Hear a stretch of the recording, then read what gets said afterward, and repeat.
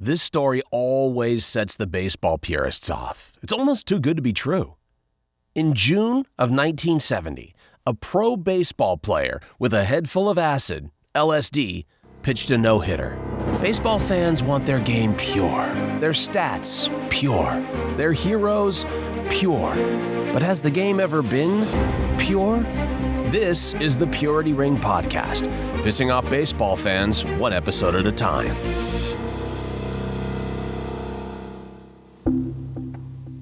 And man, does baseball love its stats. I mean, football and basketball all have their respective hard-ons for their game stats, but baseball, their stats are legendary, and so are the keepers of the stats. You know, the true fans, legendarily religious about their being. It's emotional. Deep fly ball, right center field. That's got carry, it's gone! Number 500 and history for Miguel Cabrera. 500 home runs, 3,000 hits. That one's drilled deep to left field. Going back, Joyce, looking up. See ya! 3,000, history with an exclamation point. Oh, what a way to join the 3,000 hit club. Derek Jeter has done it in grand style. 300 wins. Arnsberg's pitch, fly ball, center field. This should do it. Pettis makes the catch, and Nolan Ryan, and the Rangers are victorious. Nolan Ryan, his 300th career victory, and you can charge up the bus for Cooperstown. Nolan Ryan officially has had his ticket validated. All automatic entries, for the most part. And Bonds hits one high, hits it deep, it is out of here! 7:56. Bonds stands alone. He is on top of the all-time home run list. Into Cooperstown and the Baseball Hall of Fame. A no-hitter is a rare accomplishment for a pitcher. Only 314 have been thrown in Major League Baseball since 1876, as of this recording. No hits through 8 2/3, 1 out away. Center field, Marte, It's a no-hitter!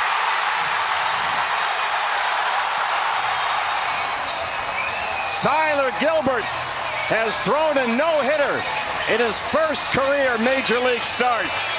The first Diamondbacks pitcher ever to throw a no-no in this ballpark, and just the third in their history. An average of about 2 per year. And this story always sets the baseball purists off. It's a story almost too good to be true. June 12th, 1970. A baseball player with a head full of acid, LSD, pitched a no-hitter. For those of you unfamiliar with baseball terminology, a no-hitter is a near mythical occurrence. It means that a pitcher has prevented the opposing team from achieving even a single hit during the course of a game. It is an exceedingly infrequent event in baseball, one that becomes even more improbable when said pitcher happens to be under the influence of a potent psychedelic. For those of you unfamiliar with LSD, the word hallucination is defined as an apparent perception as by sight or hearing for which there is no real or external cause. From this word is derived the name given to a special group of drugs, the hallucinogens. Among these drugs, the hallucinogens, are included mescaline, a chemical taken from the peyote cactus, psilocybin, extracted from a variety of Mexican mushroom, DMT, synthesized from the compound tryptamine, and of course, LSD-25, a derivative of lysergic acid, and currently the best known of the hallucinogens. From the very beginnings of unrecorded time, men have reached for substances in the world around them that would alter, extend, and materially change their perception of reality.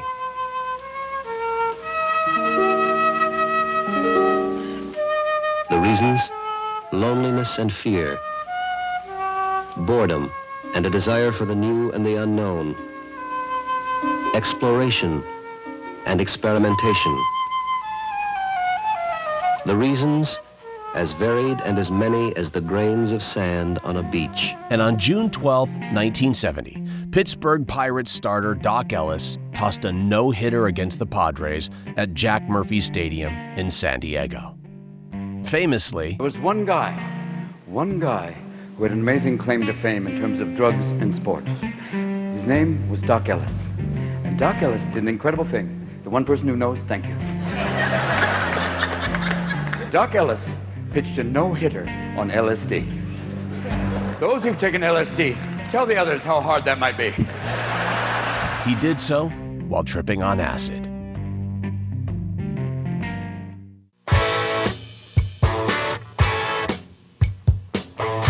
For years, Doc Ellis existed as a bizarre footnote in pop culture. On June 12, 1970, he threw a no-hitter in Major League Baseball, one of only 4 that season, under the influence of LSD. He himself could hardly remember the game at all. But as far as seeing the batter themselves, I didn't really see who they were.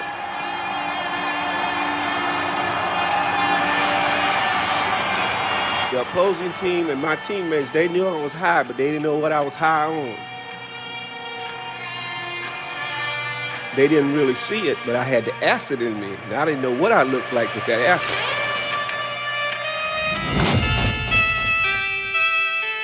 He was 25 years old, a right-hander starter for the Pittsburgh Pirates, armed with a big curveball and a bigger mouth. A tall, chubby-faced kid who ran like a fawn. Clubhouse cut-up, media antagonist, iconoclastic cultural badass. In the words of a teammate, not afraid of nothing. The Pirates played in San Francisco on Wednesday, June 10, 1970, after which they flew down to San Diego, where they had the day off Thursday. Ellis, who was from Los Angeles, rented a car and drove north to visit his girlfriend Mitzi and a childhood friend of his named Al. To be fair, not a lot of Mitzies left in this world. The 3 of them stayed up late that Thursday night, drinking and taking various drugs. She said, "What's wrong with you?" I said, "I'm high as a Georgia pine." The next morning, Ellis was pretty messed up, and in his mind, it was still Thursday somehow. I said, "Oh, wow.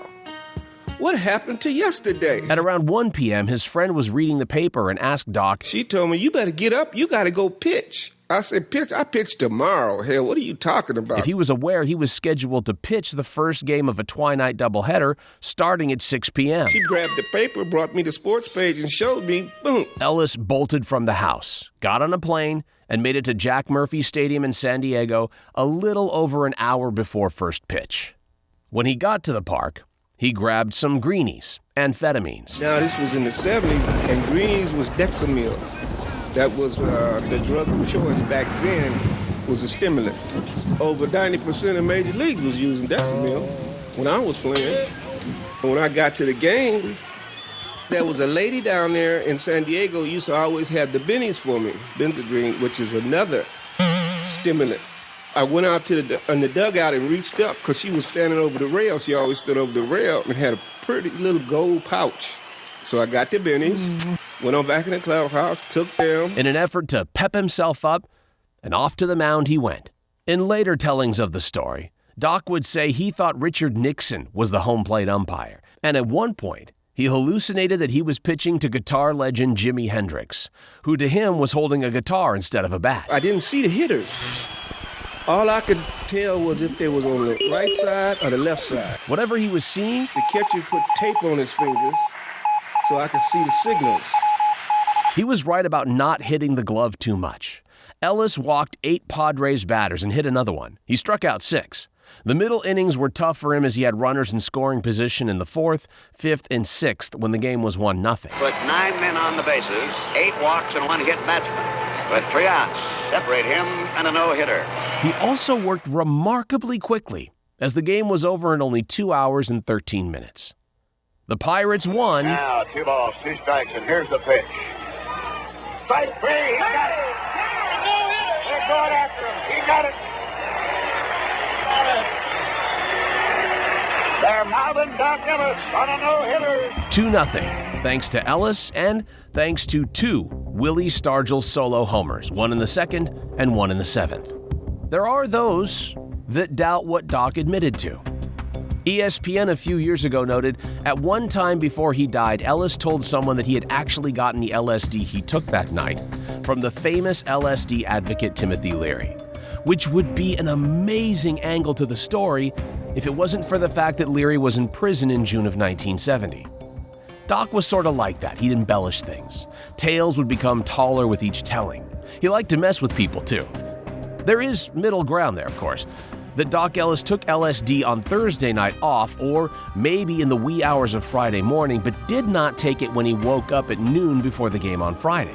If so, he could have still been feeling the final effects of a particularly potent trip as he got to the ballpark and as the game began.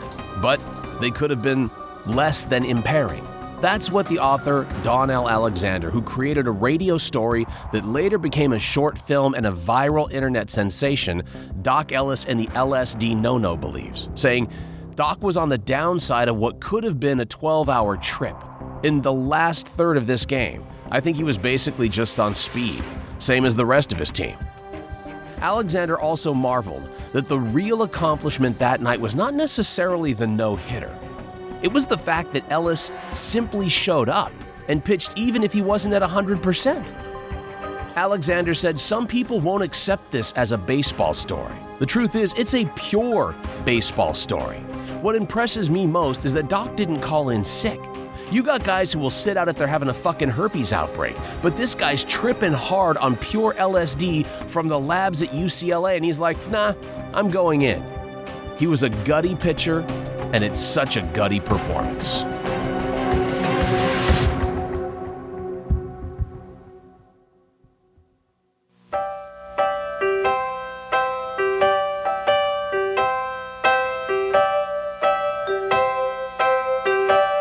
In 1970, as a member of the Pittsburgh Pirates, Doc Ellis pitched a no-hitter on LSD.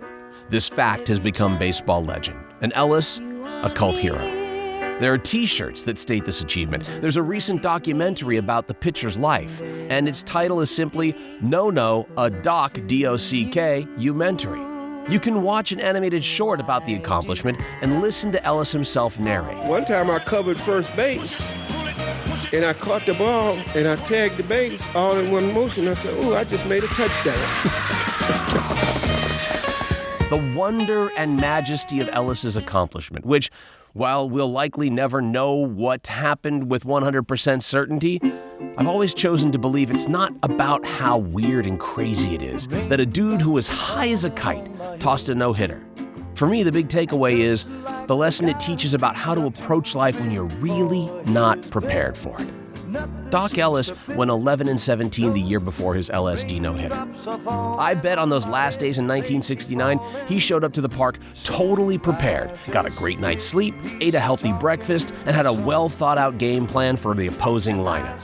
And I bet he got crushed all the same. Great preparation, awful results. Which makes what Doc Ellis did on June 12, 1970 so inspirational. It was easier to pitch with the LSD because I was so used to medicating myself. That's the way I was dealing with the fear of failure. It reminds me that sometimes we're able to fight through whatever is clouding our mind or inhibiting our body, and sometimes things work out okay. Sometimes fate or chance allows us to prevail, even when we probably shouldn't. When we remember that, it allows us not to sweat it too much if we get smacked down despite our best efforts, or to worry too much if we approach a day at something less than our best. Doc was on the mound in 1971 when the Pittsburgh Pirates became the very first Major League Baseball team to field an all-black starting lineup. That same year, Ellis challenged the press and Major League Baseball, saying they wouldn't pitch two brothers against each other.